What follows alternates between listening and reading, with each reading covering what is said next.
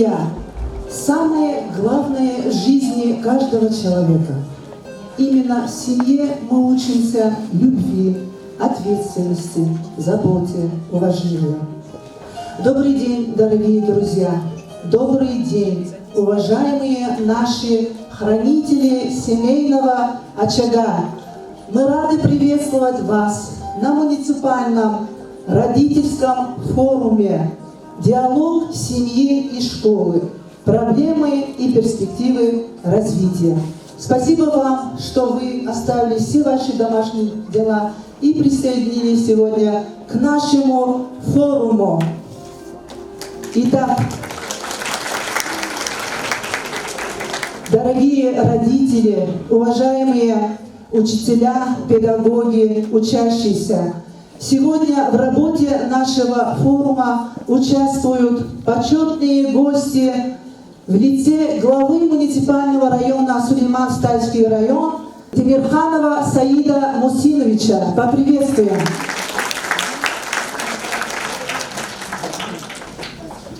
Все наши радости, успехи и удачи зависят от семьи, ее доброты, теплоты и радушия. Из всех человеческих отношений семья самая древняя, самое главное. Семья – это дом. И где бы мы ни были, мы всегда помним о нем. Он, дом наш, притягивает нас к себе своим уютом и теплом. Муниципальный родительский форум объявляется открытым. Звучит гимн Российской Федерации.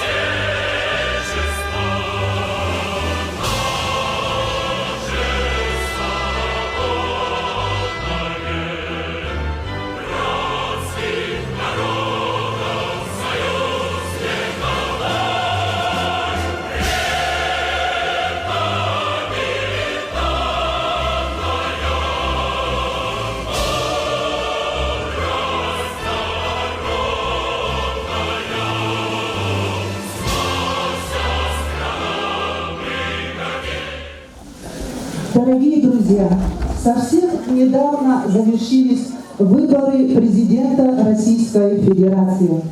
И вы, дорогие наши родители, принимали самое активное участие в выборах президента Российской Федерации.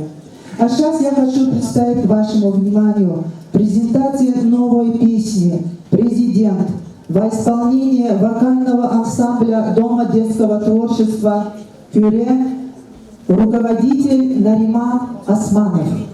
Пожалуйста.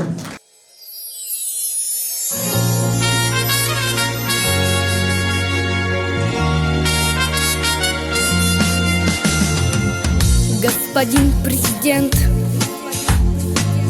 государь и отец, выбор отдан был вам волей наших сердец. За свою высоту вы всегда на посту.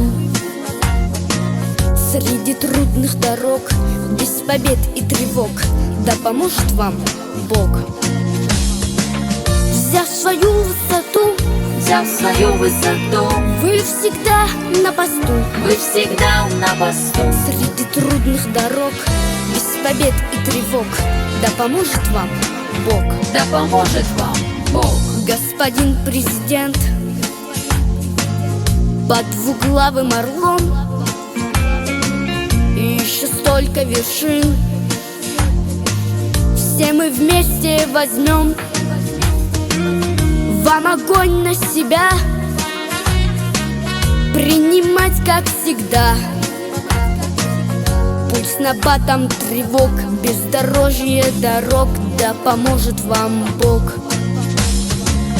Вам огонь на себя, Вам огонь на себя, принимать как всегда. принимать как всегда. Путь с набатом тревог, бездорожье дорог, да поможет вам Бог. Да поможет вам Бог. Господин президент, как же власть велика, но опасней она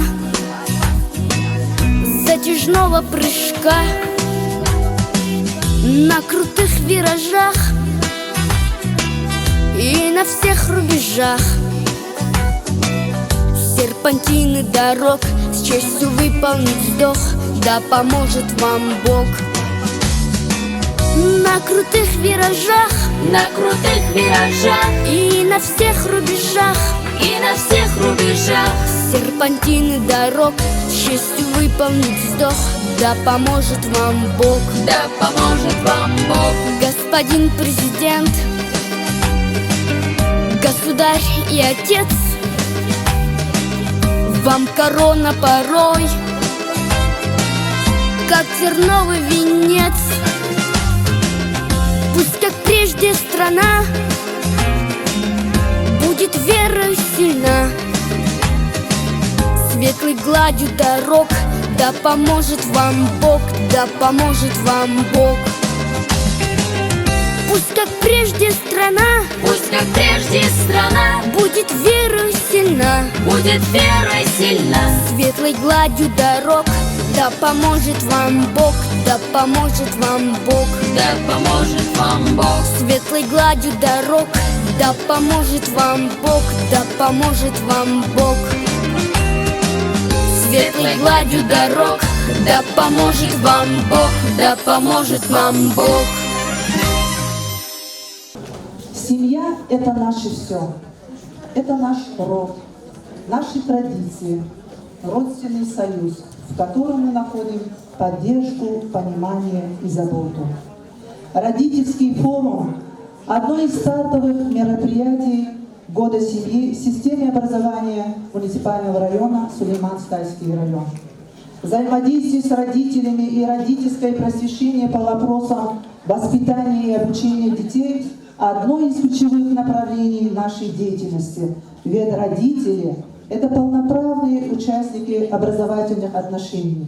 И я уверена, что их необходимо вовлекать во все наши образовательные события и взаимодействовать по всем важным вопросам современного образования. С приветственным словом к вам, уважаемые родители, обращаются воспитанники Ачагастай-Казманярской средней школы имени Руслана Абасова. Пожалуйста. Ого! Народу сколько в зале! Такого мы не ожидали! Там не меньше сотни глаз, и все устремлены на нас. А что, сегодня праздник какой-то? Так, быстро успокоились все. Мехриба, ну что ты щеки надула? Там у тебя мама сидит, и на тебя она глядит. Так что улыбаемся пошире. Мама! Мехриба, кто твой самый дорогой и близкий человек, который всегда принимает тебя такой, какая ты есть? Человек, который любит самой искренней любовью. Человек, который всех сердцем любит, желает тебе счастья.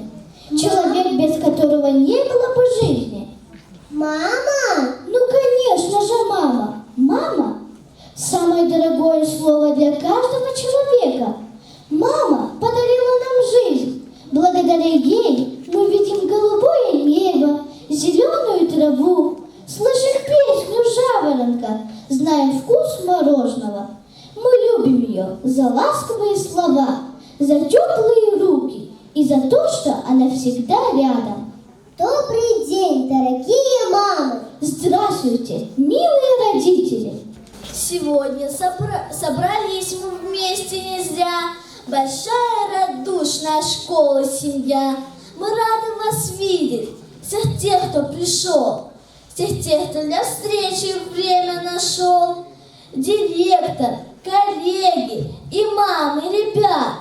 Чуть дальше их важные папы сидят. Вот тут чья-то бабушка, там чей-то дед. Мы всех рады видеть, живите без бед. Мы вместе скучать никогда здесь не будем. Найдем, что сказать, и спросить не забудем.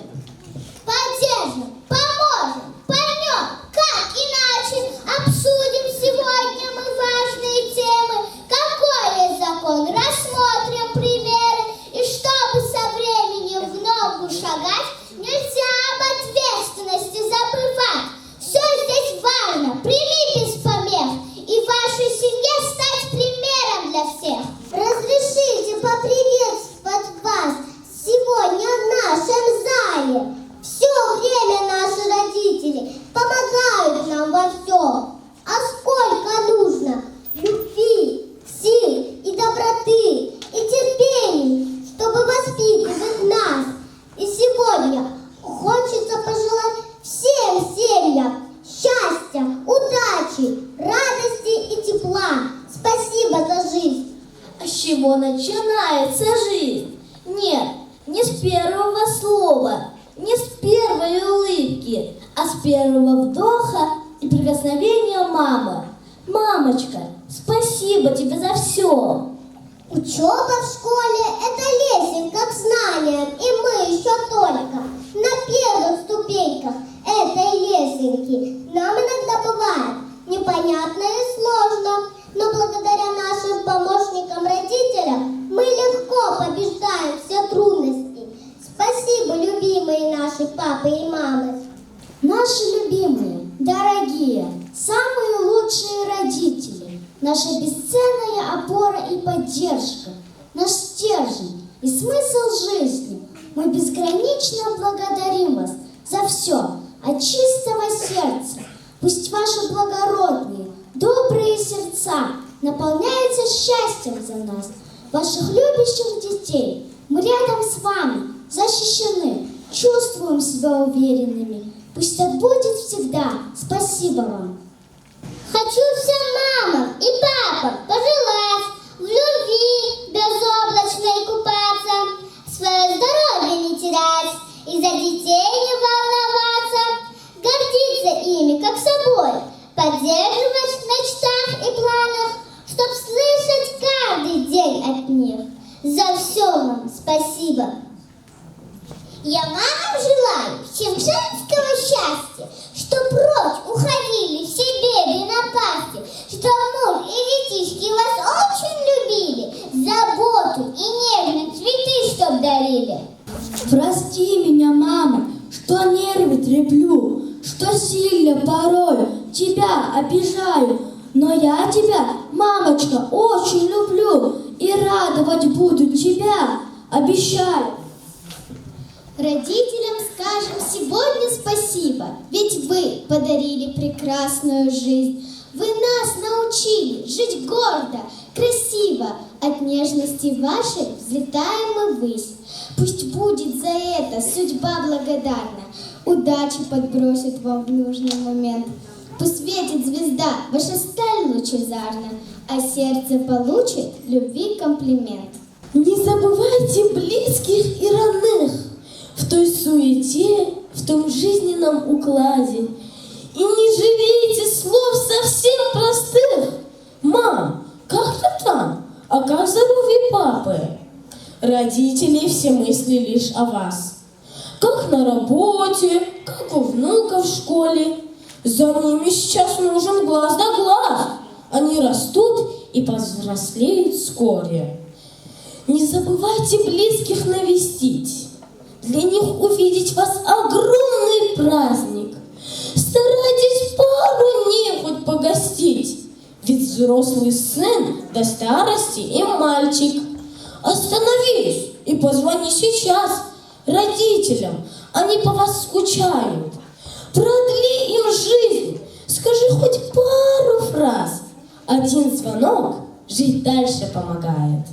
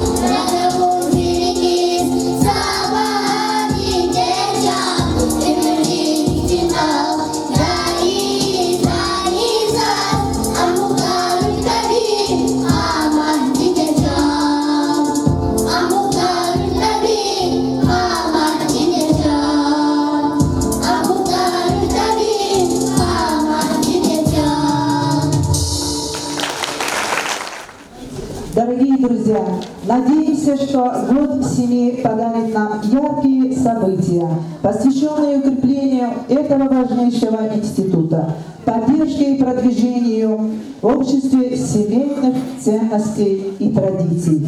Семейная политика – это одна из важнейших приоритетов государства, и нам предстоит решение задач в этой сфере, которые ставит перед нами правительство страны. Поэтому будем объединять все усилия, чтобы детство в нашем регионе было по-настоящему здоровым, счастливым и безопасным.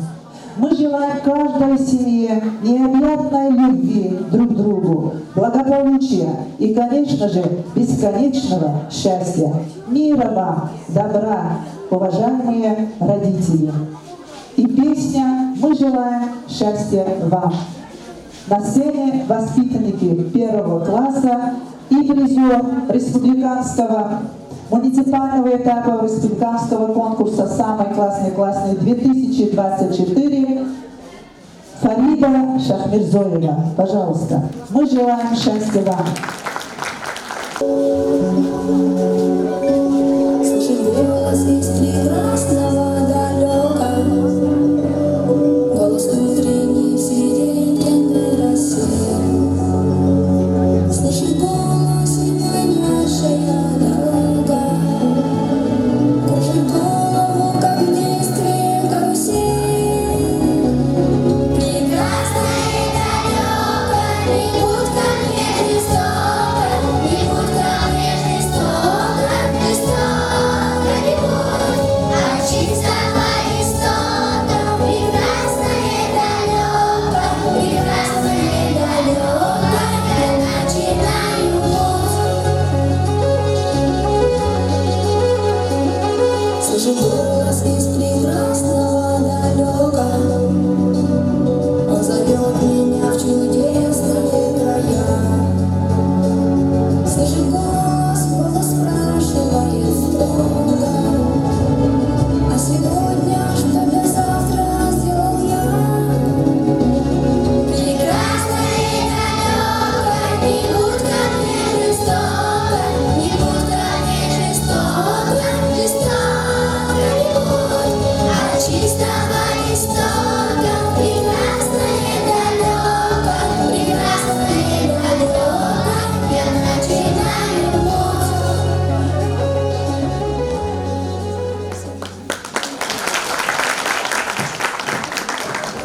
Уважаемые гости, дорогие наши родители, на этом торжественная часть нашего открытия родительского форума завершается.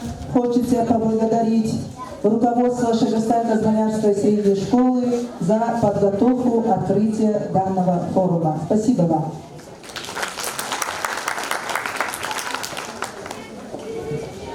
Уважаемые родители, мы приступаем к пленарной части нашего родительского форума. Разрешите нам приступить к этой пленарной части, и первым хочу предоставить слово главе муниципального района Сулейман-Стайский район Темирханову Саиду Мусиновичу. Пожалуйста. Уважаемые участники форума, я хочу в первую очередь вас всех поздравить с началом работы форума, поприветствовать всех вас.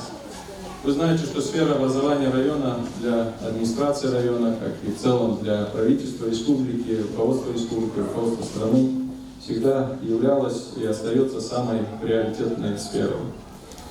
И здесь у нас и вопросы совершенствования учебно-воспитательного процесса, вопросы обеспечения уровня необходимого санитарно-эпидемиологической, пожарной безопасности, в последние годы важные вопросы организации горячего питания.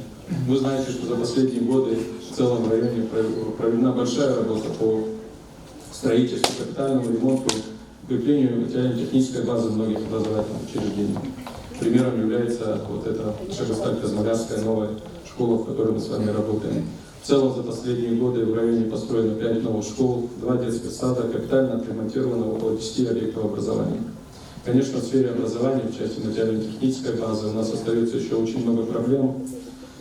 У нас можно сказать, самое большое количество аварийных школ в республике, самый низкий процент охвата дошкольными образовательными учреждениями, очень мало у нас типовых детских садов.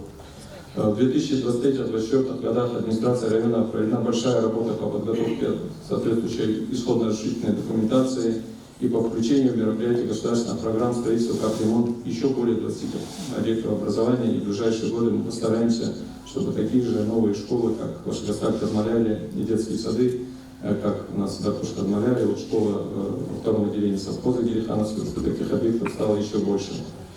В районе уделяется большое внимание поддержке, вы знаете, молодежи, талантливых детей из малоимущих семей. Здесь большая работа проводится и большую помощь нам в этой работе оказывают наши благотворительные фонды МУД, ИМАН, ИНСАН.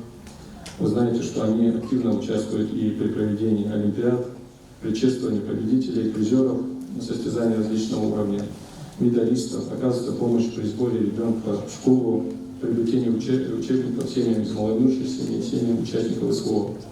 Конечно, образование – это не только здания, техника, инвентарь, это в первую очередь педагоги. В районе у нас очень много квалифицированных, заслуженных педагогов.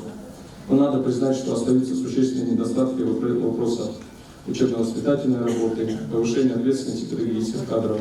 К сожалению, в последние годы мы наблюдаем снижение уровня подготовки вновь приходящих в школу педагогов.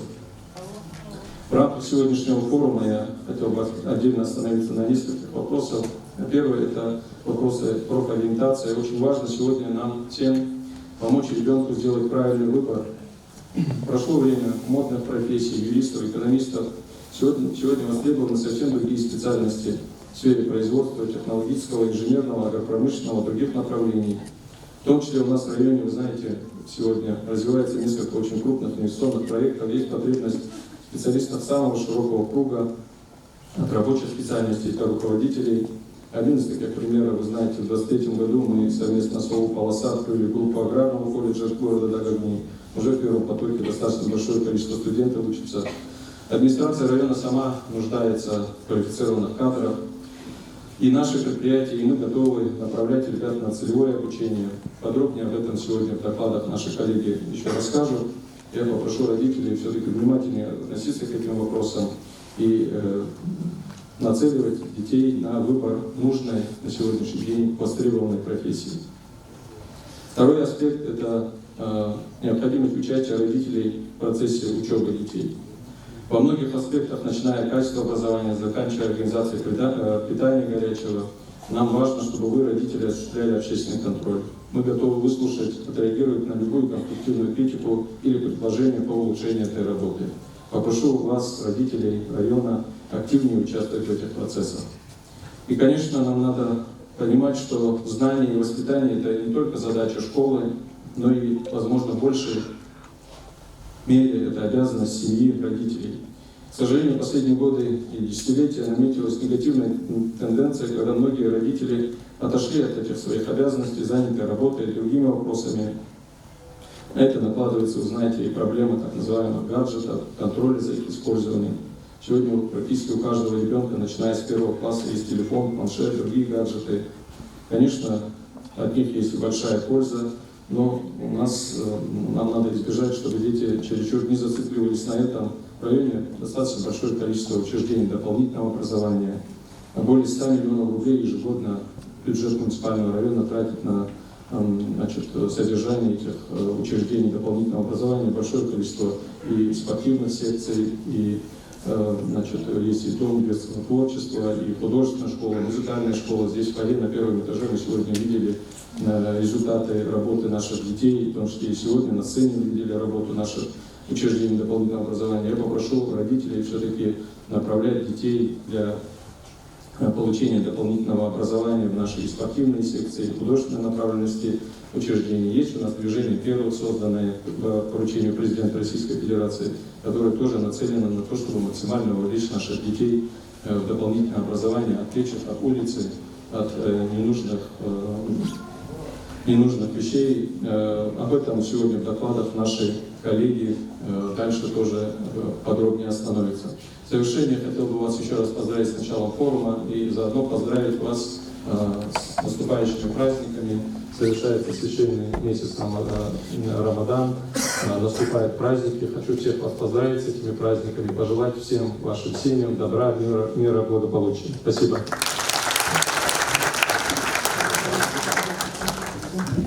Так, уважаемые родители, мы знаем, что многие из вас активно включаются в учебно-воспитательный процесс школы, и разрешите нам отдать вам дань уважения и вручить благодарственные письма главы муниципального района.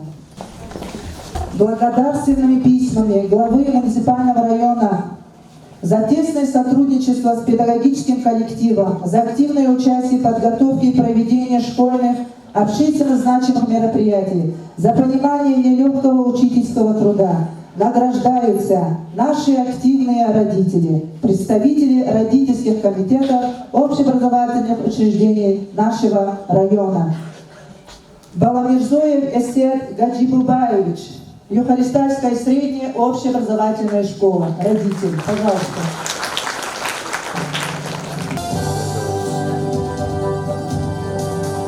Рамазанов Радик Джанфарович, Кашагасталь-Казмалярская средняя школа. Родитель, пожалуйста.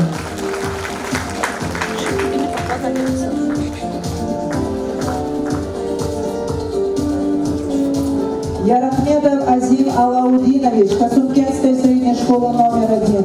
Родитель. Спонсор школы. Пожалуйста, представители, заберите грамоту. Агаханова Маина Шахламазовна, Новомакинская средняя школа. Родитель, пожалуйста.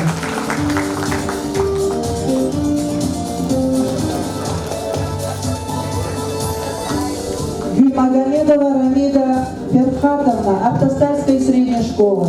Родитель, пожалуйста. Гасанова Наида Алибековна, Эминфильская средняя школа. Родитель, пожалуйста.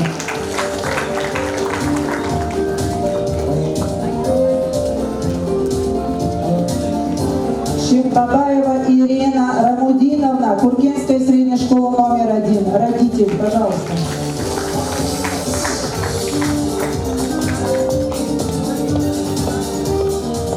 Абдулазизова Диана Играмудиновна, Новопековая средняя школа. Родитель, пожалуйста.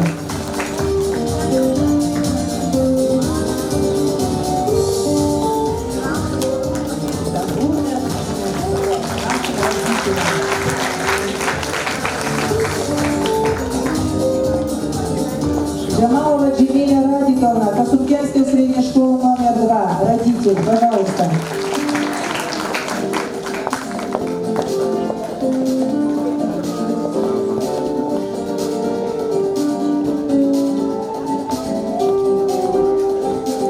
И председатель районного родительского комитета за активное участие и помощь организации общешкольных районных мероприятий. Рустамова Эльза Ханахмедовна, Великамовская средняя школа номер 1. Представляем. Спасибо вам.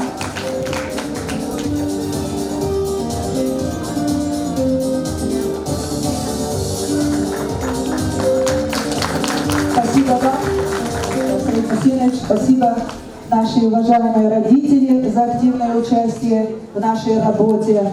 И хочу пожелать вам дальнейших успехов. Мы приступаем к обсуждению повестки дня нашего форума. И первым словом хочу предоставить слово начальнику управления образования Шербабаеву Гусейну Рабидиновичу о системе образования муниципального района Сулейман-Стайский район. Пожалуйста.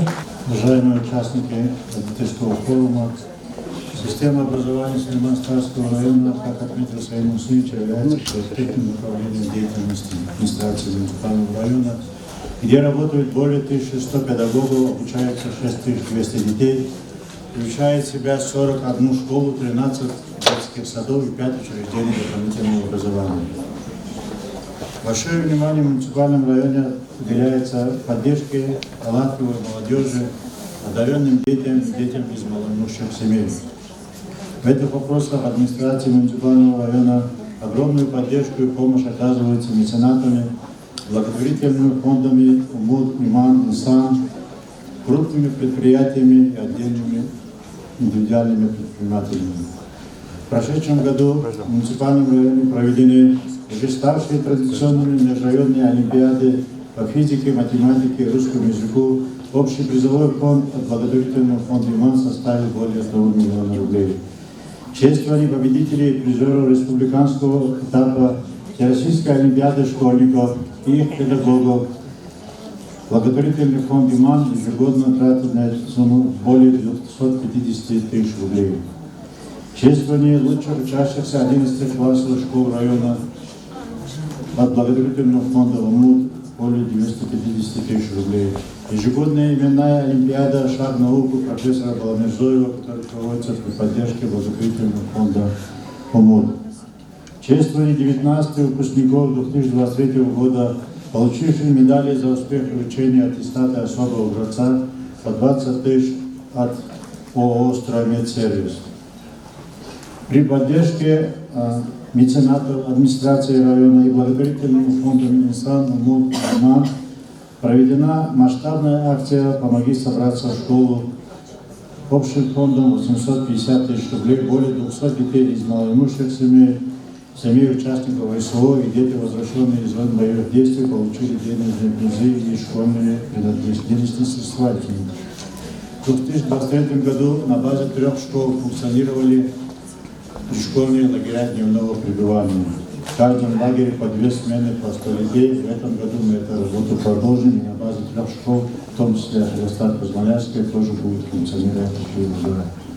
Как отметил Саид Мусинович, на базе Кошелькенской СОШ номер 1 администрации совместно с холдингом «Полоса» открыта группа аграрного колледжа. На базе 16 школ функционируют центры цифрового и гуманитарного профиля «Точка роста». Уважаемые родители, педагоги, большое внимание в районе оказывается вопросом увековечивания памяти выпускников школ, героически погибших в ходе СВО.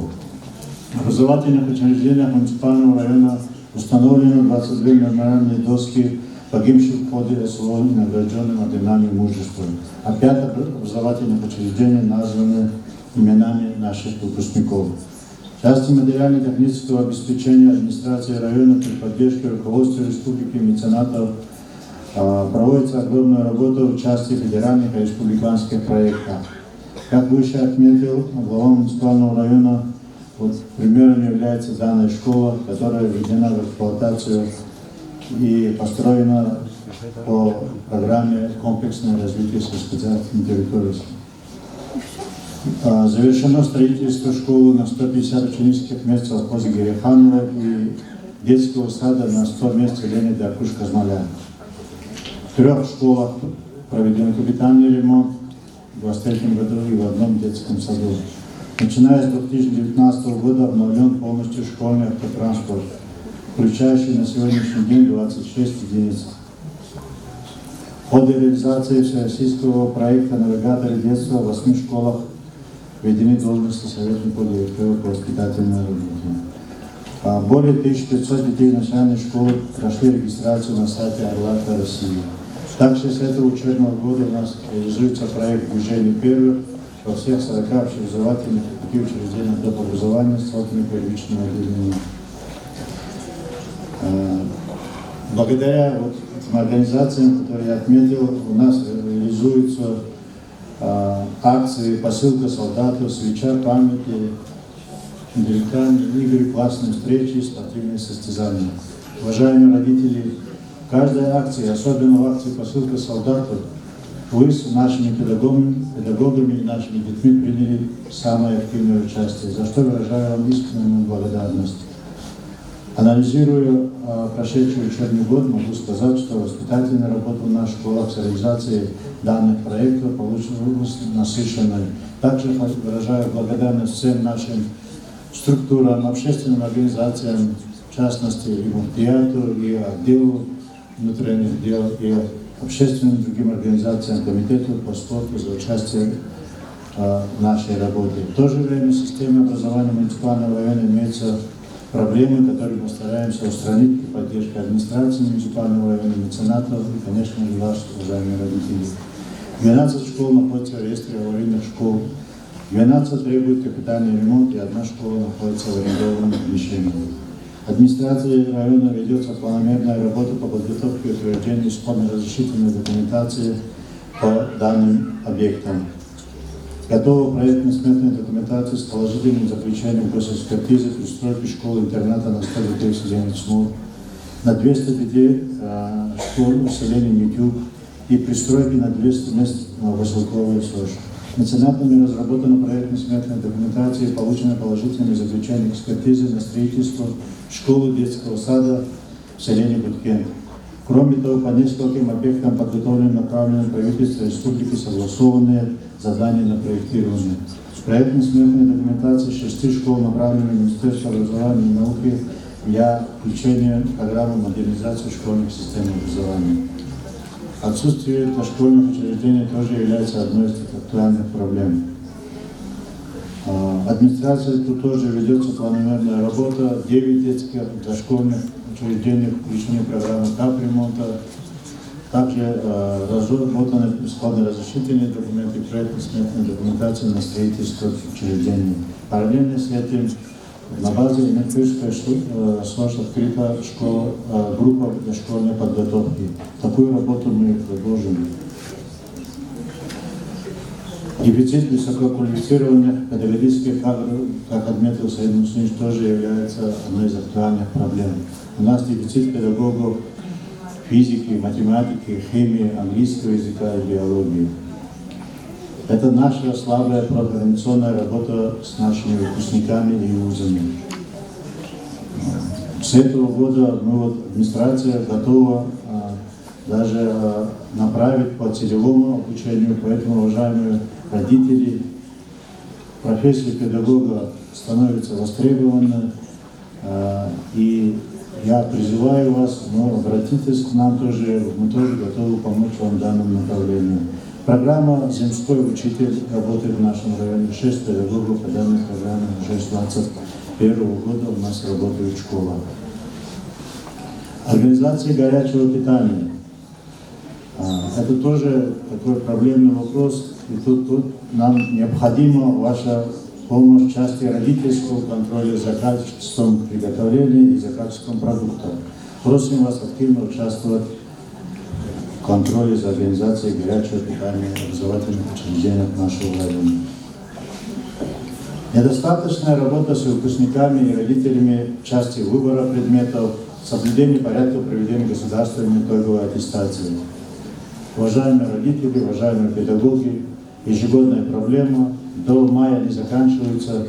Корректировка фамилий, корректировка выбора предметов. Вроде и налажена эта работа, но все равно где-то мы не доглядели, где-то ваши классные руководители. Постоянное наше обращение в адрес руководства республики. Вы знаете базу данных ГИА. Теперь вносятся изменения после первого, только после обращения председателя ГЕК, это министра образования и науки. В итоге в прошлом году 14 выпускников 11 класса не получили аттестаты о среднем общем образовании. Каждому выпускнику дается 3 попытки на пересдачу. Параллельно с этим выявлены пока по видеометкам 5 нарушений порядка проведения ЕГЭ, и эта работа аннулирована. Уважаемые родители, тут нам важна ваша помощь, особенно в части психологической подготовки и поддержки наших детей. Еще раз повторяю, не давайте детям никаких шансов, что кто-то поможет, а у вас это пройдет. Настройте детей, убедите их. И мы тоже постараемся, в свою очередь, что сдача государственного экзамена это только в их руках, и вместе с ОБША подготовив наших детей психологически, настроив их на успех, мы сможем выполнить эту задачу. Проблема с учебниками, вы знаете, республика проводит такую планомерную работу. Более 7 тысяч учебников в этом году мы получили из резервного фонда Москвы. Получили учебники истории России для всех классов. И в муниципальном районе для решения данного проблеме проводится определенная работа, это привлечение меценатов для детей малоимущих семей, обмен учебниками между школами. Уважаемые родители, цифровые технологии, интернет настолько глубоко проник в нашу с вами жизнь, что многие дети чувствуют себя в цифровой среде комфортно, извините за сравнение, как рыба в воде. При таком интенсивном проникновении соцсетей многие родители справедливо озабочены их влиянием на нашу безопасность наших детей. Родители тут могут сделать многое для того, чтобы общение ребенка в соцсетях было безопасным, в том числе используя средства родительского контроля. Во всех образовательных учреждениях установлены контент-фильтры, которые ограничивают доступ наших детей. В завершении своего выступления хочу выразить огромную благодарность вам, уважаемые родители, за ваше участие в реализации учебно-воспитательных программ, за участие в родительском контроле. Отдельная благодарность главе муниципального района администрации, руководству республики и нашим, конечно, меценатам и благотворительным фондам за то внимание, которое оказывается вопросам развития образования муниципального района. Спасибо.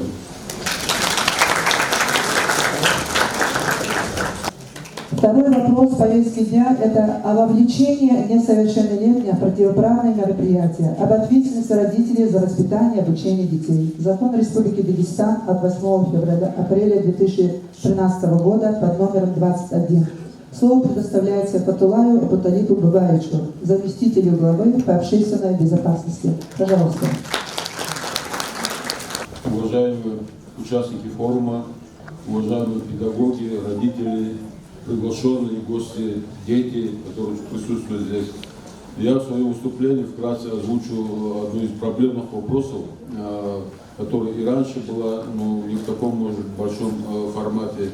И сейчас на современном этапе еще принял на фоне проведения специальной военной операции, принимает такой как-то массовый характер, угрожающий характер.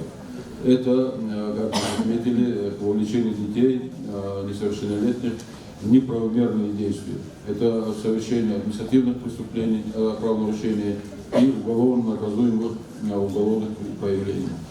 Действительно, на современном этапе и западные спецслужбы, и особенно лица, которые проживают на Украине, блогерский состав через социальные сети проводят очень большую работу по вовлечению несовершеннолетних школьников в преступную деятельность.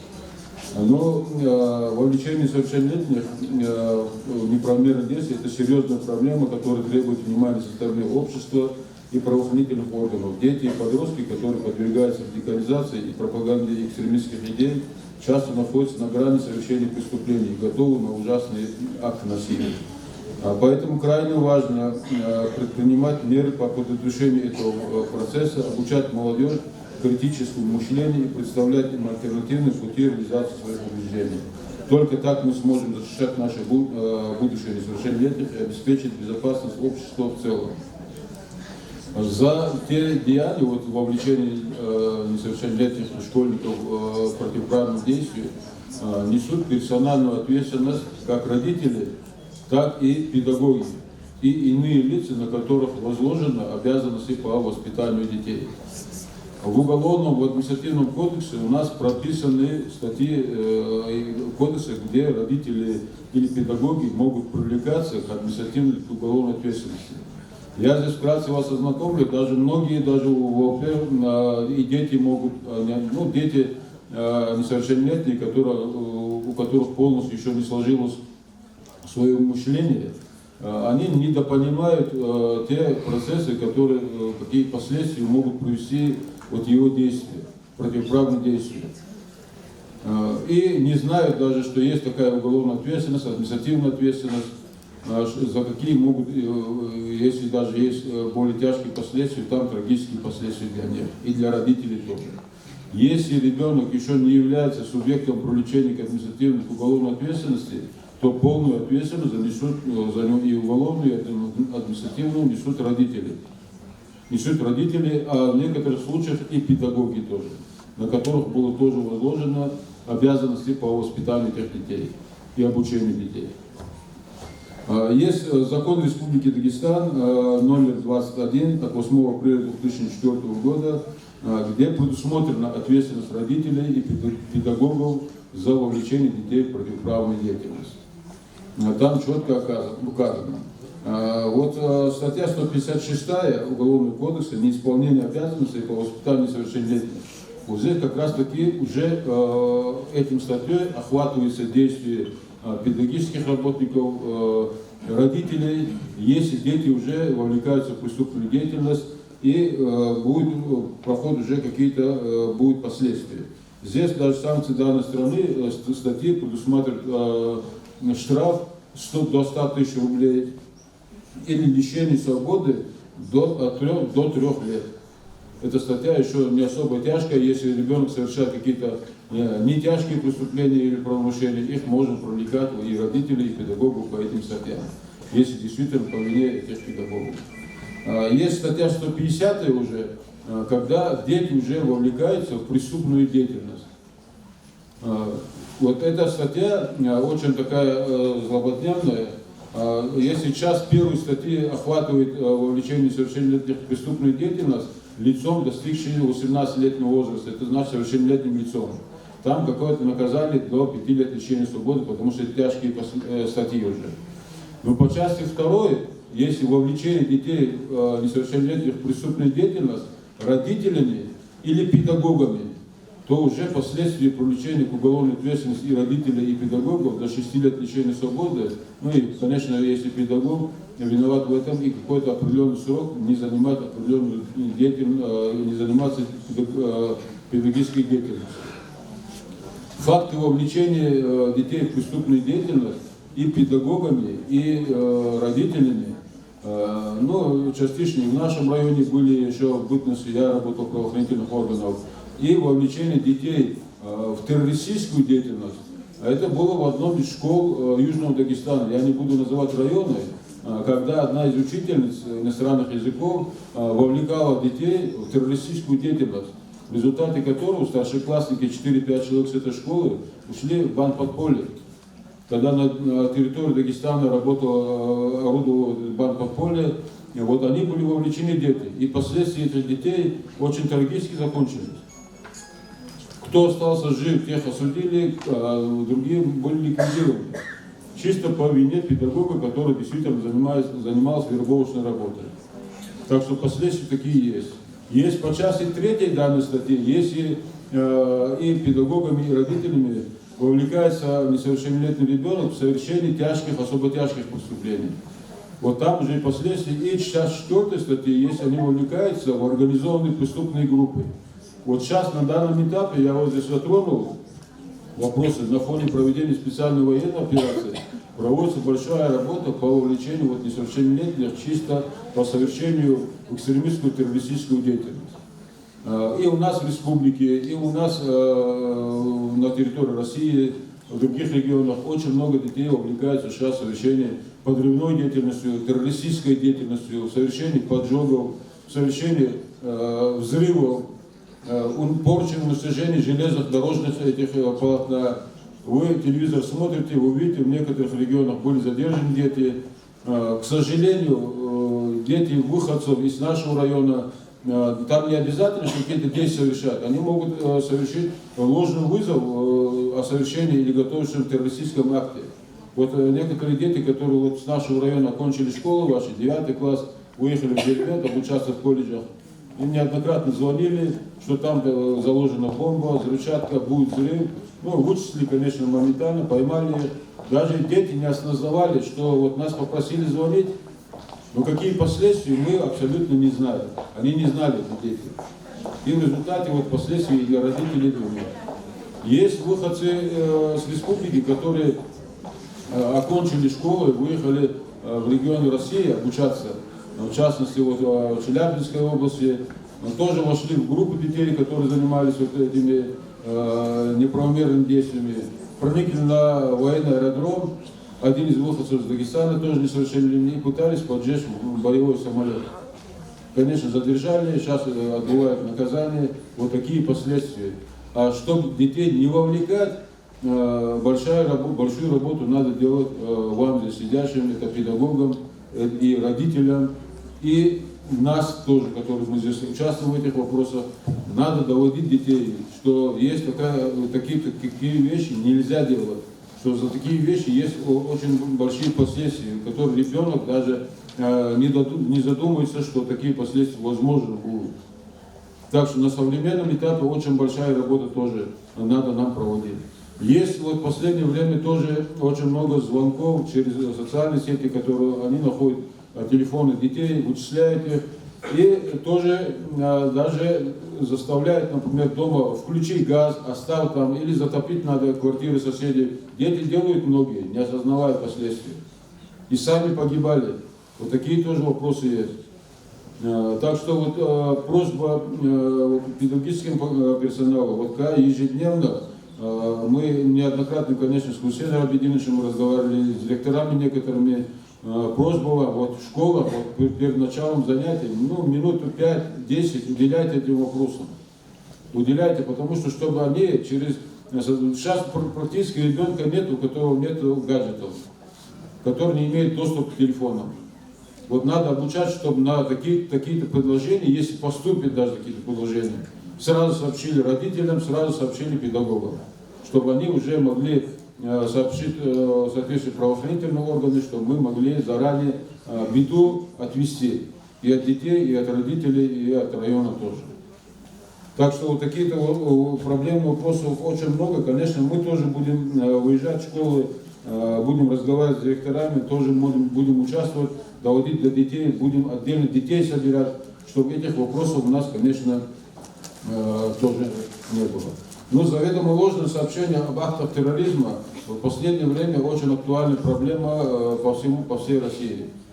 По всей России. Вот в этом году, начало года, пока каких-то этих не было в нашем районе, в прошлом году очень много вызовов было о заминировании школ, детских садов, объектов суда или администрации. Ну, приходится действовали, это ложные звонки, конечно, как-то это все направлено, чтобы привести к какому-то хаосу, к какому-то недоверию к власти. Но нам надо быть готовым к этим вопросам. Пока идет специальная военная операция, эти вопросы будут продолжаться. Наша ВОЗ, по статистике, да, вот, за 2023 год более 8243 преступлений совершено на территории Российской Федерации несовершеннолетними. И очень большое количество фактов вовлечения детей в преступную деятельность. Очень много фактов. Вот за 2023 год именно те моменты, которые я отметил здесь, через западные спецслужбы, украинские спецслужбы, наши, которые здесь, есть эмиссары, которые работают, они вовлекают детей в совершение тяжких, особо тяжких преступлений. Если раньше эти детей могли вовлечь в совершение какой-то кражи или распространение наркотических веществ, сейчас уже в тяжкие, особо тяжкие преступления. Так что будущее детей, они наше будущее, зависит от того, как дома будут воспитывать своих детей, как педагоги будут относиться к воспитанию и обучению детей, и от нас тоже как лица, которым мы тоже несем персональную ответственность. Так что я вам желаю удачи, я вам желаю то, чтобы наши дети никакие провокационные, никакие неправомерные действия не совершали и давали уже пример другим этим. Особенно старшеклассникам, которые вот в этом году заканчивают, многие уезжают за пределы района, которые моментально подпадают под руки таких людей, которые обрабатывают их, чтобы им тоже назидание мы дали, чтобы они занимались собой, а не какими-то другими проблемами. Спасибо за внимание. Спасибо, Абдулкадир Бабаевич. Приступаем к следующему вопросу о подготовке выпускников к сдаче ГИА 2024. Проблемы, пути и решения их задачи. Слово предоставляется заместителю начальника управления образования Хамирдиеву Абдулнасиру Хамирдиевичу. Пожалуйста. Уважаемые участники родительского форума. Для всех нас и наших детей наступает ответственная пора. Пора сдачи первых государственных экзаменов. От того, насколько серьезно подойдем к этому вопросу, во многом зависит итог участия детей в экзаменационном марафоне. О ходе проведения, об изменениях государственной итоговой аттестации в 2024 году мы с вами сегодня и поговорим.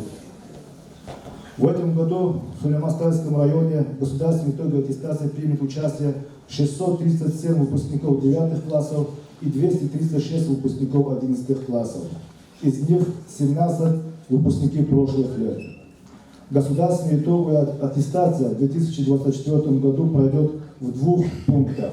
В пункте проведения экзамена номер 181 на базе Касумкенской средней общеобразовательной школы номер 1 и в пункте проведения экзамена номер 182 на базе Луково-Юхаристальской ОСОЖ.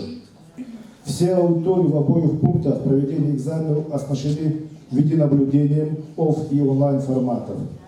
Охват помещений видеонаблюдения составляет 100%. Созданы условия для обеспечения безопасности и оказания медицинской помощи. Пропускной режим участников экзамена организуется через стационарный металлоискатель. Государственной итоговой аттестации допускаются обучающиеся, не имеющие академической задолженности, в полном объеме выполнившие учебный план или индивидуальный учебный план, имеющие годовые отметки по всем учебным предметам учебного плана за каждый год обучения по образовательной программе среднего общего образования не ниже удовлетворительных, а также имеющие отметку зачет по итоговому сочинению изложения. На сегодняшний день все 236 участников ЕГЭ и 637 участников ОГЭ получили зачет и допущены к основному периоду ГИА. Для получения аттестата на ЕГЭ в 2024 году достаточно набрать минимальные баллы по 2 основным предметам. 24 балла по русскому языку, 23 балла по базовой математике. Это 7 правильно написанных заданий. Важное место в жизни выпускника занимает выбор профессии, а вместе с тем и выбор предметов. Эта ответственная пора пройдена нашими выпускниками. Выбор сделан, база закрыта. Для интереса на ЕГЭ имели право участники подавать заявление до 1 февраля, а на основной государственный экзамен до 1 марта. Изменение, дополнение перечня предметов ГИА 9 и 10 возможно только при наличии уважительной причины, подтвержденной документально. Роскомнадзором был проведен мониторинг государственной итоговой аттестации за 2023 год и, соответственно, его анализ. Были зафиксированы в республике грубые нарушения в порядке проведения государственной итоговой аттестации, как вынос КИМа, наличие телефонов, шпаргалки. К большому сожалению, избежать нарушений в прошлом году нам тоже не удалось. За прошлый год у нас было 5 нарушений. Одно нарушение – это наличие телефона у участника и 4 шпаргалки. А за кампанию 2022 года было одно нарушение, тоже шпаргалка. В этом году сделан глубокий анализ кампании ГИА 2023, учтены все ошибки, чтобы их не повторить. Что касается нарушений участниками порядка проведения государственной итоговой аттестации, в случае, если выпускник нарушил порядок, смог использовать шпаргалку или мобильную связь, но каким-то образом смог избежать удаления с экзамена, не был замечен в ходе проведения экзамена, но при пересмотре записи выявляется нарушение, результаты единого государственного экзамена данного выпускника будут аннулированы. Записи проверяются в течение 3 лет. Студент будет исключен из учебного заведения за недействительность результатов единого государственного экзамена. За нарушение установленного законодательства Российской Федерации в области образования, порядка проведения государственной итоговой аттестации предусмотрена административная ответственность граждан и должностных лиц. Это штраф от 5 до 5 и 40 тысяч рублей. Чтобы достойно провести государственную итоговую аттестацию в 2024 году, учащиеся, родители, педагогические коллективы на инструктивно-методических совещаниях, родительских собраниях, индивидуальных консультациях и классных часах ознакомлены с нормативно-правовой базой, порядком проведения государственной итоговой аттестации как в форме основного государственного экзамена, так и в форме единого государственного экзамена. В начале учебного года создана была информационная среда по подготовке и проведению государственной итоговой аттестации, оформлены стенды для родителей и учащихся, где размещена была основная информация, касающаяся особенностей проведения государственной итоговой аттестации. В 2024 году правила заполнения бланков ОГЭ и ЕГЭ, советы психологов по преодолению тревожности, связанной с прохождением итоговой аттестации, ссылки на основные образовательные интернет-порталы. На сайтах Управления образования и образовательных организаций размещены документы о порядке и сроках, то есть расписание проведения государственной итоговой аттестации в 2024 году. Что касается расписания на ГИА 2024, после выступления Владимира Владимировича Путина глава Рособорнадзора Анзор Музаев сообщил, что право пересдать один из ЕГЭ по выбору точно появится до окончания приемной кампании уже в этом году. Буквально позавчера опубликован проект приказа нового расписания ЕГЭ 2024 с учетом пересдач. Кроме того, объявлено, что при пересдаче результат первой попытки аннулируют и возможности выбирать лучший балл из двух у выпускников не будет. В итоге зачет пойдет именно оценка за пересдачу. Такие правила резко сократят количество желающих рисковать и прибегать ко второй попытке. Это будут либо те, кто не набрал пороговые для поступления баллы, либо откровенно сорвавшиеся на экзамене и из-за нервов, проблем со здоровьем и так далее. В целях подготовки специалистов, привлекаемых к проведению государственной итоговой аттестации в 2024 году и реализации плана мероприятий, то есть дорожной карты, по организации проведения государственной итоговой аттестации, региональным центром обработки информации на базе Дагестанского института развития образования проведены обучающие семинары в очном формате для руководителей пунктов проведения экзаменов, резервных руководителей, технических специалистов в соответствии с графиком, а также для обеспечения организационной подготовки к основному периоду ЕГЭ в 2024 году, отработки технологических решений, применяемых при организации работы пунктов проведения экзаменов. Минпросвещения России с Роскомнадзором проводит всероссийские и региональные апробации. Цель – качественное обучение работы пунктов проведения экзаменов и проверка работоспособности оборудования, предназначенного для проведения основного периода экзамена. Кроме всего, в данный момент с 1 по 14 апреля на Федеральном центре тестирования наши организаторы проходят обучение для участия в государственной итоговой аттестации. В рамках подготовки проведения государственной итоговой аттестации и информационно-разъяснительной работы среди родителей выпускников текущего года 30 марта 2024 года в Республике Дагестан на базе пункта проведения экзамена проводилась всероссийская акция «Сдаем вместе. День сдачи ЕГЭ родителям». В этой акции на базе МКО Касункенская СОЖ номер 1 в пункте проведения экзамена номер 181 свои знания по истории проверили глава муниципального района Сулейманскальский район Саид Мусинович Тимирханов, сотрудники управления образования и родители выпускников. В этом году акция проводилась в 8-й раз. Акция ЕГЭ для родителей способствовала не только лучшему пониманию родителей на процессе сдачи ЕГЭ, но и стала поводом обсуждения важности семейной поддержки в образовательном процессе. Уважаемые родители, объективная и успешная сдача экзаменов в первую очередь зависит от вас. Зачастую родители переживают ответственные моменты в жизни своих детей гораздо острее, чем личные, чем свои. Дети, в свою очередь, чувствуют ваше волнение, а это будет лишь способствовать большему напряжению, усилить беспокойство и тревожность. Поэтому родителям необходимо успокоиться самим. Ребенок будет чувствовать вашу уверенность, и это в свою очередь придаст уверенности самим детям. Повышайте самооценку ребенка, подбадривайте, хвалите за малейшие достигнутые результаты, поощряйте за старания и успехи. Следите за тем, чтобы ваши дети за оставшееся время максимум были сконцентрированы на учебе, занимались самоподготовкой, с использованием учебных пособий и интернет-ресурсов, посещали дополнительные занятия. И эти усилия дадут хорошие результаты. Желаю нам всем в деле воспитания и обучения успехов. Спасибо. Спасибо, Владимир Хамердиевич. Так, уважаемые родители, если будут у вас вопросы, дайте, пожалуйста, в письменной форме нам.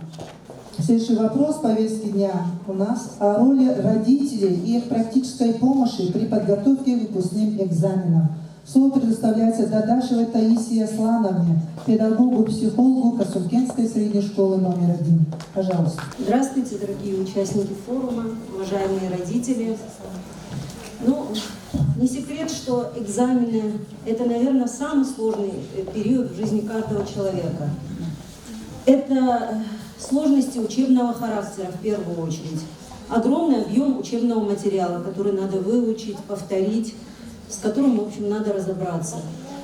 Пробелы какие-то в знаниях. С другой стороны, это огромная психологическая нагрузка.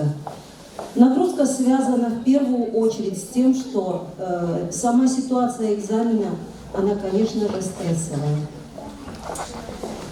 Наверное, многие из вас задумывались, почему при одних и тех же практически учебных успехах одни дети сдают экзамены хорошо, прекрасно, а у других почему-то не получается. Имеется в виду при равных учебных именно оценках, успехах и так далее, знаниях. Психологами были сделаны определенные исследования, и получились такие интересные выводы. Исследования показали, что успех на экзамене сводится к 3 факторам. Врожденные способности – это 20%, предметные знания – 30% и владение навыками подготовки и сдачи экзаменов – 50%. Вот представьте себе, даже не учебные навыки и умения важнее оказались, а именно умение подготовиться, себя подготовить, вернее, психологически. Конечно, сама ситуация экзамена, она стрессовая, это не секрет. Наши дети, они практически не умеют, не владеют навыками саморегуляции. У них есть эта тревожность, неуверенность. Мы, психологи, это наблюдаем, проводим определенную диагностику, и на самом деле много таких детей. Но дети идут не только к нам, к педагогам или к психологам. Больше всего они, конечно, идут к вам, дорогие родители, со своими тревогами, со своими опасениями, со своими страхами. И ваша задача, конечно, в первую очередь, дать ребенку стимул, мотивировать его на учебу, проконтролировать его подготовку, дать ему возможность, оказать ему ту посильную помощь, которую вы можете ему оказать. И просто быть с ним рядом. Весь этот период надо просто обращать больше внимания на его проблемы. Он должен знать, что в любой ситуации, в любом случае его дома понимают, поддерживают и сделают для него все. Ребенку, конечно, очень сложно, это не секрет. Сложно и родителям. Но если взрослый человек, он как-то может всегда сосредоточиться, взять себя в руки в стрессовой ситуации, то в силу своего возраста ребенок не всегда способен на это. Каждый ребенок, он ребенок в первую очередь. И мы не можем ручаться даже при прекрасной, при шикарной подготовке с репетиторами и так далее, что он сконцентрируется и сможет сдать успешно экзамен. Поэтому этот период подготовки к экзаменам, он выливается в такое огромное напряжение. И умственное напряжение, и физическое напряжение. А больше всего, конечно, напряжение эмоциональное. Этот большой объем учебного материала, связанный с текстами, со схемами, с цифрами, вы сами прекрасно знаете, какие сейчас учебные программы сложные. И это все надо как-то рационально организовать, оптимизировать. Учебный процесс, он дает ребенку базу, конечно, но материал большой, поэтому на самом деле им сложно. Тут нужна помощь. Вы можете просто, конечно, не все родители, понятно, могут помочь ребенку в плане учебы, но проверить, как он занимается, какой у него режим дня, сколько часов он тратит на подготовку к экзаменам. Кстати, не менее 8 часов в день желательно, чтобы тратил. 8 часов должно у ребенка оставаться свободного времени. Это обязательно на свежем воздухе какие-то игры. Это спорт, это те хобби, которые он любит, то хобби, вернее, которое он для себя выбрал. Но желательно не гаджеты, конечно, как уже здесь говорили. Дети должны нормально высыпаться. Сон не менее 8 часов. Это тоже очень важно. Заканчивать все виды подготовки желательно до 10 часов вечера. Понятно, что в 10 часов наши старшеклассники не ложатся спать, но вот именно вот это время после 10 у него должно быть на отдых оставлено. Хотя бы час-полтора, чтобы он уже не занимался. Ну, ваша функция. В первую очередь, режим дня, как мы сказали. Далее, обязательно надо обеспечить ребенку очень удобное, комфортное место для занятий. Это место должно быть желательно одно и то же, чтобы ребенок знал, что это его рабочее место. На этом месте не должно быть ничего лишнего. Его пособие, его учебники. Если ему нужен компьютер, и если есть возможность, конечно, желательно, чтобы был компьютер тоже. Но психологи советуют поставить какие-то картинки желтого, фиолетового цвета. Почему-то считается, что эти цвета, они увеличивают такую активность мозга в какой-то мере. Ну, может быть, в этом тоже есть доля правды. Ну, шумы, конечно, не должны быть. Должно быть тихо в этой комнате. Но если ребенок по каким-то причинам привык заниматься под музыку, есть такие дети, то это должны быть мелодии, но не песни. То есть слов не должно быть. Оптимальное время для занятий – это 1,5 часа с получасовыми перерывами. Или по полчаса, ну есть дети, которые не осиливают 1,5-часовые занятия, тогда полчаса с 10-минутными перерывами. Ну, главный вопрос тут еще, ребят, родители, вопрос питания ребенка. Говорят, что именно в это время нужно усилить питание. Ну, усиление питания за счет, конечно, овощей, фруктов, каких-то витаминов, минеральных добавок разрешенных, хороших комплексных минеральных добавок.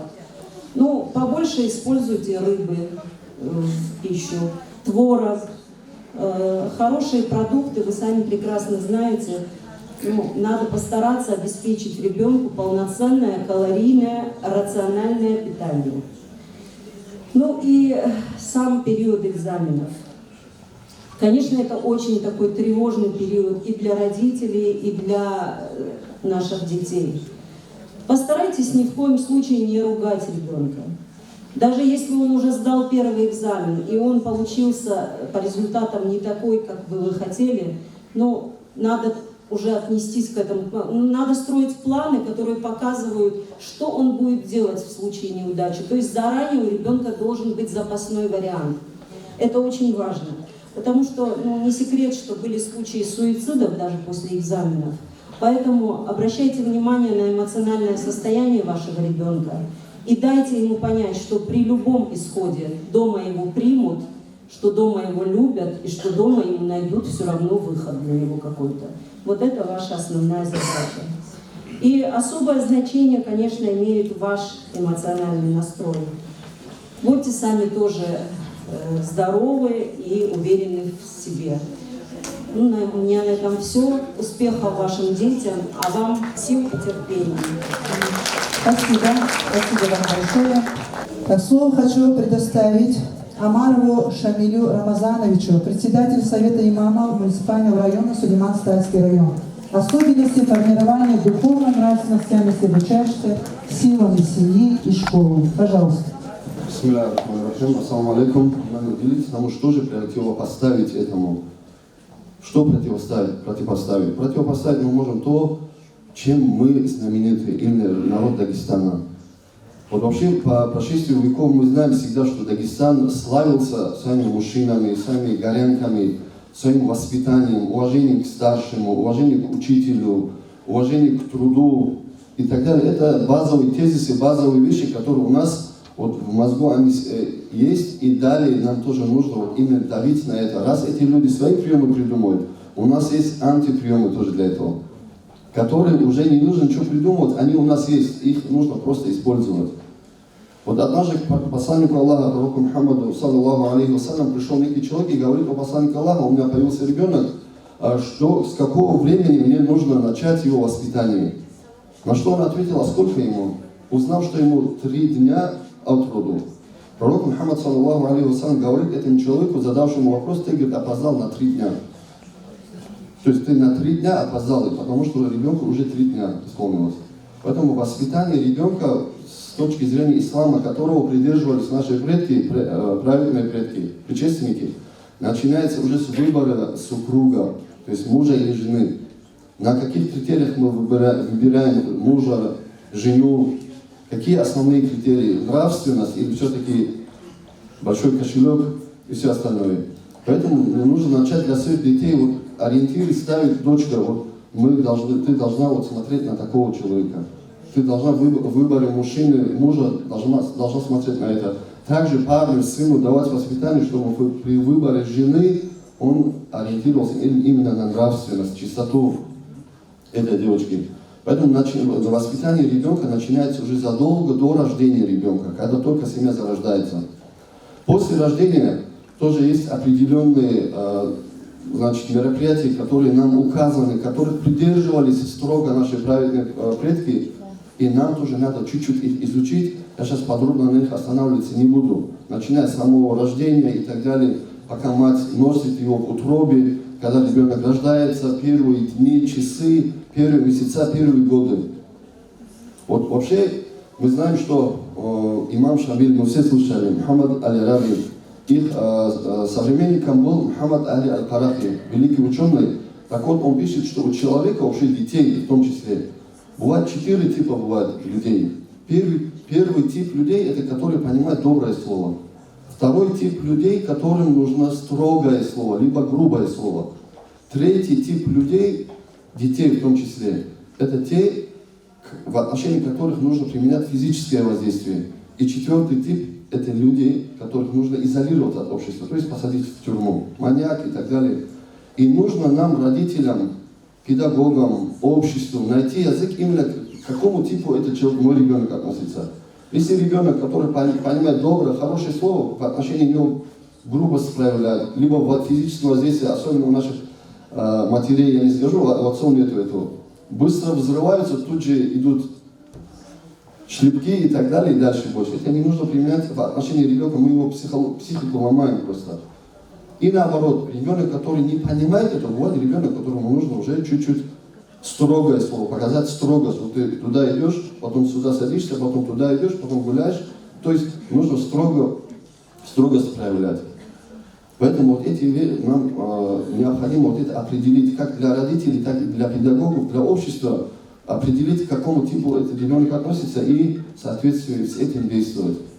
Вот есть один очень мудрый человек, наш современник, на основе Корана и Сунны, он приходит к мысли о том, что вообще ребенок с самого рождения и до определенного этапа, когда он уже в свободный полет, как говорится, от родителей уходит, хотя до самой смерти родители беспокоятся о своем ребенке, он подразделяет это время на 3 этапа. Первый и дает определенное, значит, в качестве кого этот ребенок для нас будет находиться. Первый, говорит, 7 лет, то есть до 7 лет это ребенок, это, говорит, царь, хан в наших местах, кюринский. Скажем так, первый, говорит, хан. Второй этап, это царем он до 7 лет. С 7 до 10 лет он говорит наш друг. И от 10 лет и выше он наш раб. Теперь немного разъяснений. Вы, наверное, подумаете, как понять, как, значит, дать разъяснение этому. До 7 лет, когда говорят, что это царь, это не означает, что ему все позволено. Запретное, плохое и так далее. Нет. Его воспитываем, его учим. Мы учим так, как учит царя. О, царь, будьте так любезны, пожалуйста. То есть здесь уже физическое воздействие не применяется. До 7 лет физическое воздействие на ребенка не должно оказываться с точки зрения ислама. Вот у нас 2 годика ребенок там чай пролил, или там конфетку уронил, или размазал стенку. Мы же видим иногда ролики, как ребенок там по всей стене нарисовал там картинку свою такую, которую только он может понять. Вот за это ребенка отшлепать, это уже преступление. Нельзя ребенка трогать, он же царь. Царю нужно в соответствии с его положением с ним разговаривать. Это не означает, что он хорошо поступил. Или он что-то убирает, он что-то ломает, он что-то ворует. Нет, его надо исправлять, но исправлять, как исправлял бы ты хана. Как бы ты к нему обращался? Это не означает, как у нас могут понять, что его на голову надо ставить и все ему позволять надо. Хану же все позволено. Нет, вовсе нет. Исправляем, но исправляем как царя. До 7 лет. До 7 лет. После 7 лет идут определенные поручения, это с точки зрения хадиса пророка Мухаммада, саллаллаху алейхи вассалям, от 7 до 10 лет он наш друг. И мы ему объясняем уже как другу. То есть доводим, что уважаемый друг, вот здесь ты ошибаешься, вот это правильно, вот это неправильно. И когда мы говорим, что после 10 лет он наш раб, это не означает, что его как рабу там бить и так далее. Нет, к рабу тоже доброе отношение должно быть. Добрым словом объясняем, по-хорошему доводим, любим, ценим, лелеем. Не обязательно, чтобы к рабу было плохое отношение. Где-то есть такое. Не должно быть. Самое доброе отношение к рабу, но если он не понимает уже, то должно быть после 10 лет и физическое воздействие. Хочу в конце поблагодарить всех наших родителей за их активное участие. Особенно матери, часто мы бываем на родительских собраниях, почему-то именно матери, женщины много бывают. Вам отдельная благодарность, и мы оценим, что не подведем, тоже будем участвовать.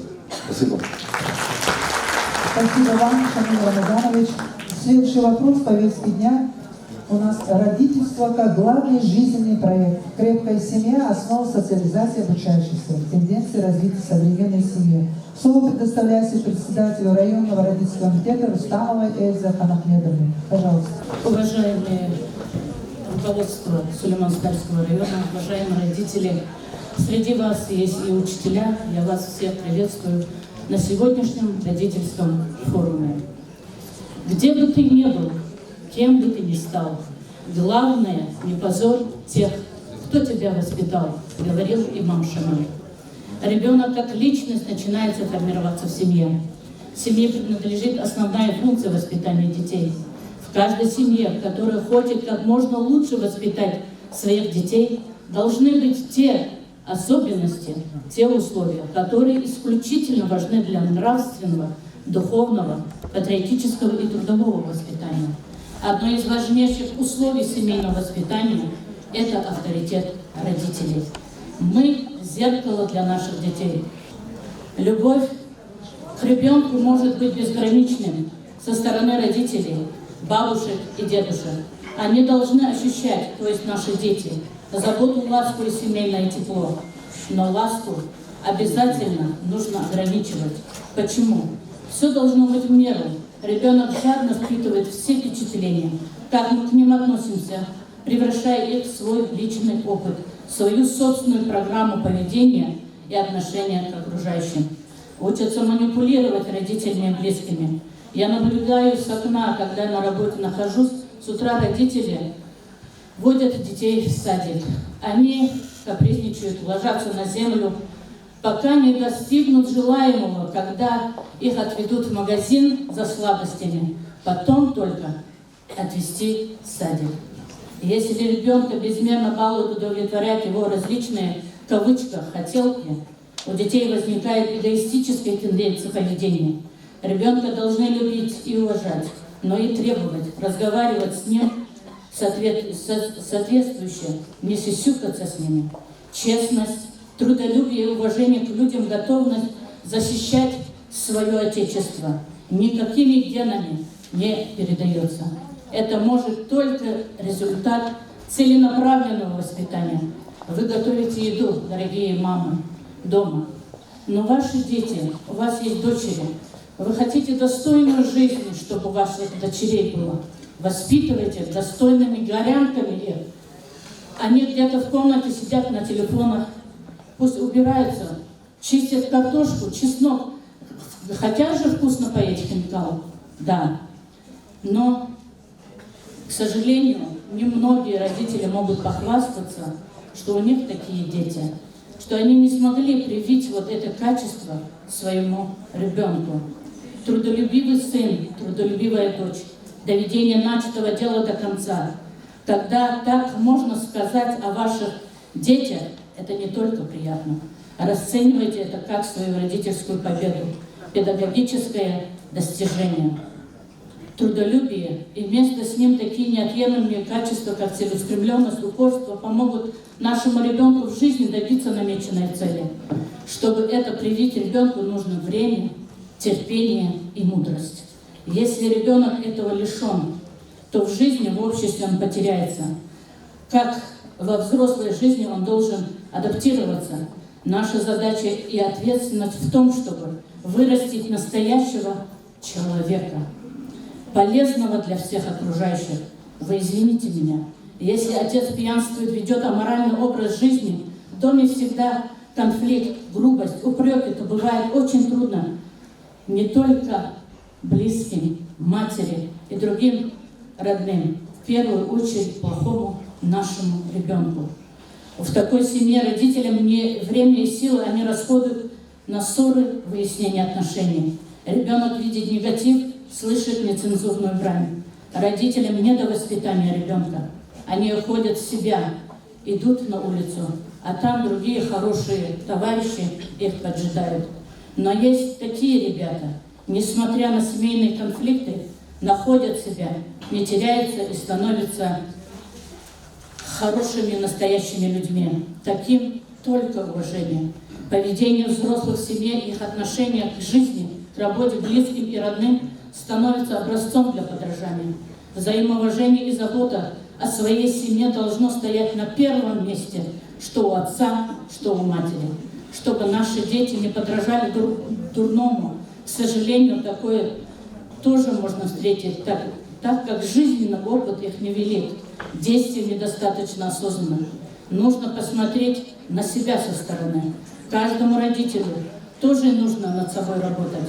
Вы простите меня. Дети – это дар Божий. А быть родителями – огромный каждодневный труд до конца нашей жизни. Потому что наш ребенок носит наше имя, нашу фамилию. Мы всегда в ответе за них. Дай нам, Бог, силы и терпения, чтобы мы смогли воспитать и привить нашим детям, любить и уважать родителей, уважать старших, не обижать слабых, любить и быть преданным своей Родине, быть толерантными к другим людям, нациям, уважать их обычаи, традиции и вероисповедания. Если мы не можем привить, не сможем этого сделать своему ребенку, то у них не будет развиваться вот это качество. Если они не будут свои традиции, свои обычаи уважать, то не будет ни толерантности. Что произошло в Москве, вы это видели. Мать отрекается от сына. Это не выход из положения. Нужное время, нужный час нужно было воспитывать своих детей. Когда мы, родители, будем строить отношения дома с соседями на работе, это не останется незамеченным со стороны наших детей. Чтобы мы могли сказать в старости, альхамдулиллах, что мы могли воспитать и вырастить достойных детей. Пусть так и будет. Желаю всем нам послушных, здоровых и счастливых детей, чтобы мы могли ими гордиться, чтобы они любили свою Родину. Примеров у нас очень много. Я хочу закончить свои слова стихами лезгинского поэта Арбена Кардаша. В душе Отечества оно так много значит. От слез ослепнет тот, кто о народе плачет. Но выше счастья нет слепому и глухому знать голос Родины и помнить тропку в дом. Сгореть дотла за отчий край нет лучшей доли. Отстать отчизны чистой совести, тем более. Сейчас, в эти дни, приближается самый священный праздник для всех наших мусульман. Я вас всех поздравляю с этим праздником. Желаю, чтобы был достаток в ваших домах, чтобы жили мирно и спокойно, чтобы вы видели только хорошее и слышали от своих детей, где бы они ни находились. Дай Бог вам всем здоровья. Спасибо руководству этой школы, что организовали такой форум. мира, достатка и благоденствия. Всем мира на земле. И, конечно же, на земле Дагестана. Спасибо вам. Спасибо. Спасибо, Эльза Ханахмедовна.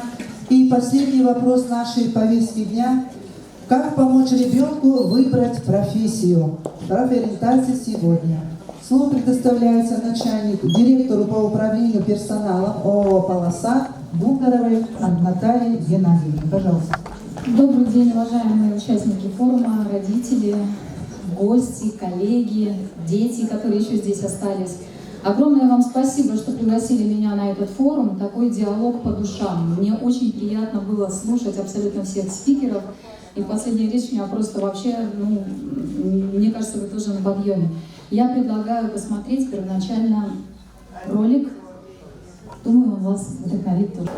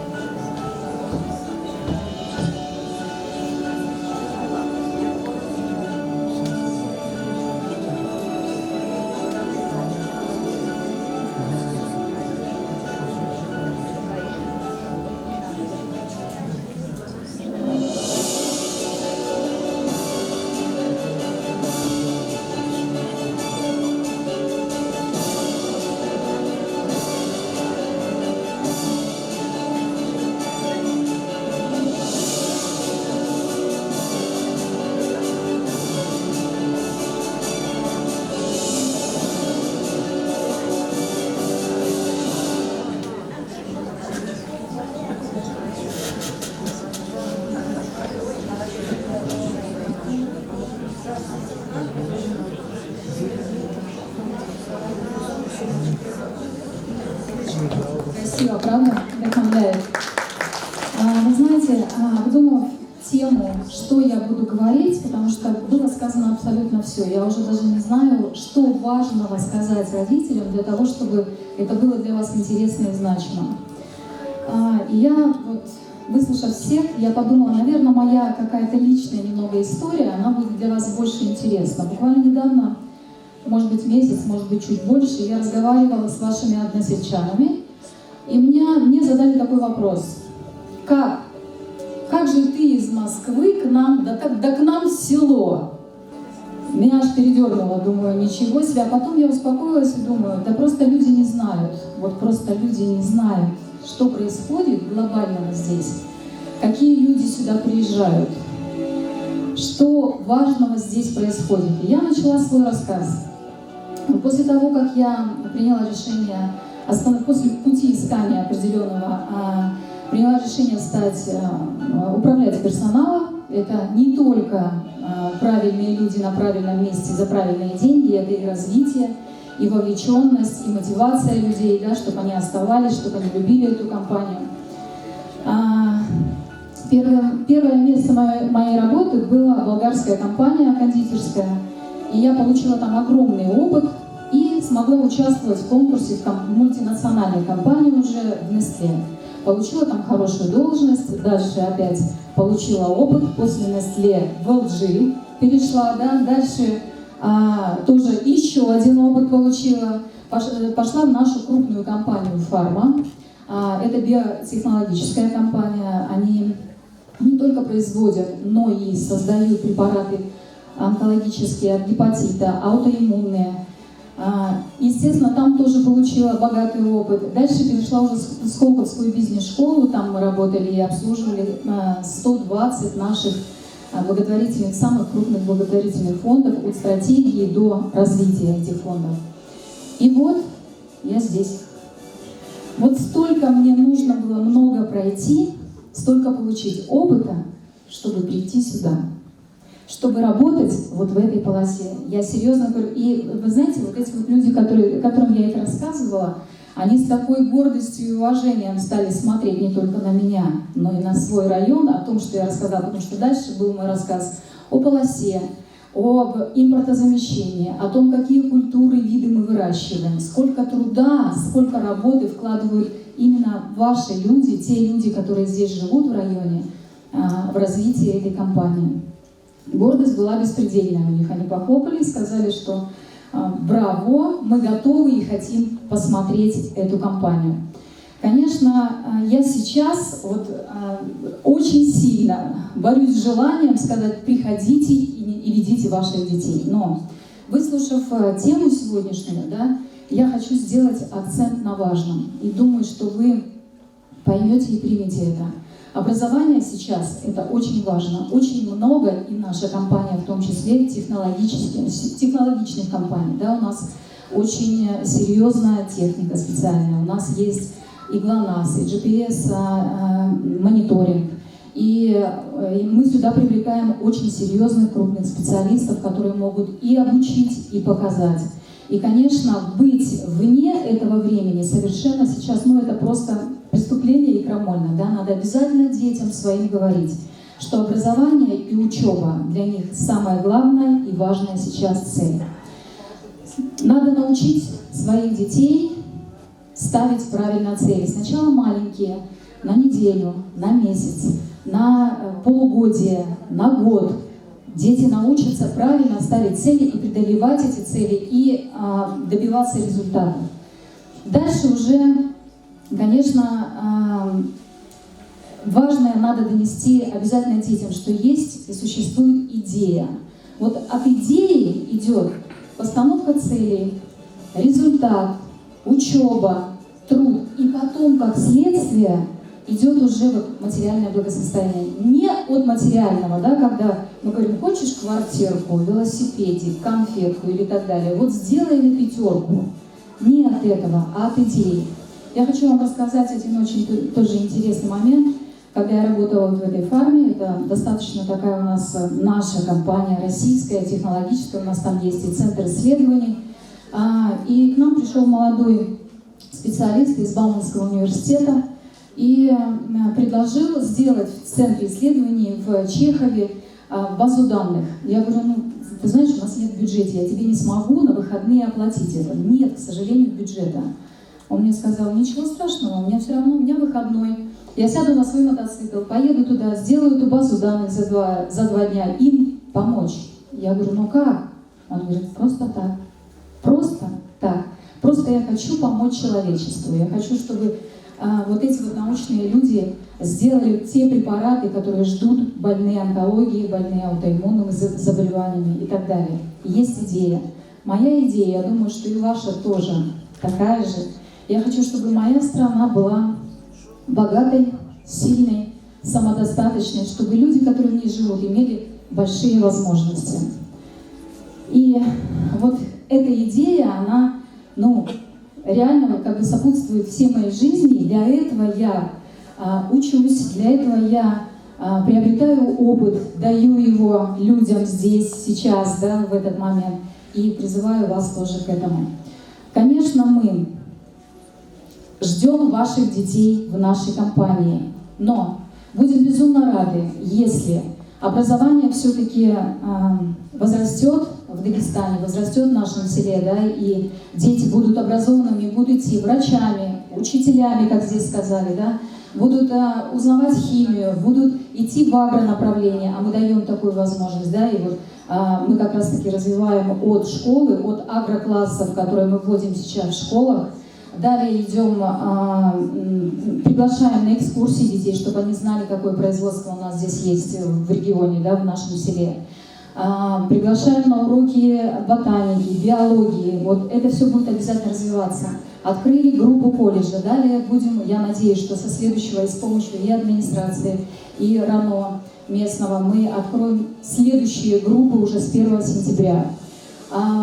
И Дети имеют возможность после 11 класса поступать в высшее учебное заведение и после колледжа без ЕГЭ, и после ЕГЭ с 11 класса поступать в высшее учебное заведение, чтобы трудиться в такой высокотехнологичной, красивой компании вашей, применять ваш труд, вашу силу, вашу энергию и знания ваших детей в нашей здесь компании. Мы ждем вас. Мира всем, добра и процветания. Спасибо, Наталья Геннадьевна. Уважаемые родители, уважаемые наши почетные гости, на этом повестка дня нашего форума завершена. Но в начале форума я вам говорила, что у вас на руках есть резолюция, проект резолюции. Если есть у вас добавление, вы можете передать нам. И поэтому я сейчас предлагаю вам, уважаемые родители, чтобы вы проголосовали за этот проект резолюции с добавлениями вашими, что мы получим от вас. Кто за, прошу голосовать. Спасибо. Спасибо. На этом пленарная часть нашего форума завершается. Уважаемые родители, я попрошу немного терпения. Вам предстоит еще небольшая секционная работа. У нас готовые темы есть, готовые спикеры есть для выступления. Там будут хорошие темы для обсуждения. И нам нужно, чтобы вы остались буквально на полчаса и поучаствовали в работе наших секций. От вашего имени хочу поблагодарить главу муниципального района, Сулейман-Стальский район, Тимирханова Саида Мусиновича и наших всех почетных гостей за участие в сегодняшнем нашем родительском форуме. Спасибо вам.